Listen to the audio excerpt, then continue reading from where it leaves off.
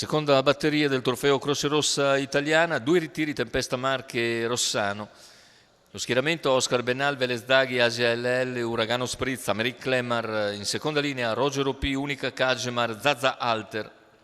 Favori netti per Americ Clemar, numero 6, Patrick Romano in sediolo. Anche qui passano i primi 4 direttamente in finale. Autostat che accelera e lascia andare i concorrenti. Veloce Asia LL, conquista la testa, Uragano Spritz all'esterno, alla corda c'è Oscar Bennal, più al largo vediamo anche Americ Clemar con all'interno Velez Daghi. Insiste al largo Uragano Spritz che attacca Asia LL.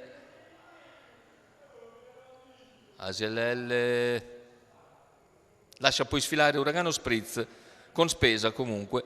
Dopo i primi 215,3 Uragano Spritz è passato in 250 metri, ora completa il quarto in 30,1.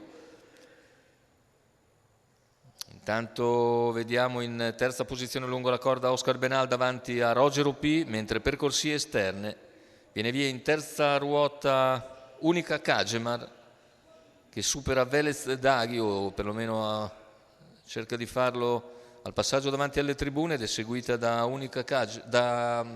Americ Clemar. Tanto 800 iniziali che se ne vanno in 1,1 appena abbondante. Ora in terza ruota c'è Americ Clemar che ha superato a sua volta Velez Daghi, anche se non ha ancora perfezionato il sorpasso, e si lancia in terza ruota anche Zaza Alter quando il chilometro è superato col tempo di 1,16,8. Zaza Alter sembra più produttiva quando siamo a 450 dalla conclusione. In testa però c'è sempre Uragano Spritz, al largo Unica Kagemar, terza ruota per Zaza Alter. Americ Clemar è lì in scia a Unica Kagemar, lungo la corda va invece Asia LL seguita da Oscar Bennal. Ha spostato anche Roger OP che viene a centropista a fare l'arrivo. Ultimi 120 metri di gara, insiste all'esterno Unica Kagemar e nel finale passa per vincere su Uragano Spritz. Terzo posto per Americ Clemar, poi c'è da vedere per il quarto 1,16,1 il ragguaglio conclusivo. La vittoria per Unica Kagemar e Raffaello Ruffato. Il training è quello di Chiara Nardo.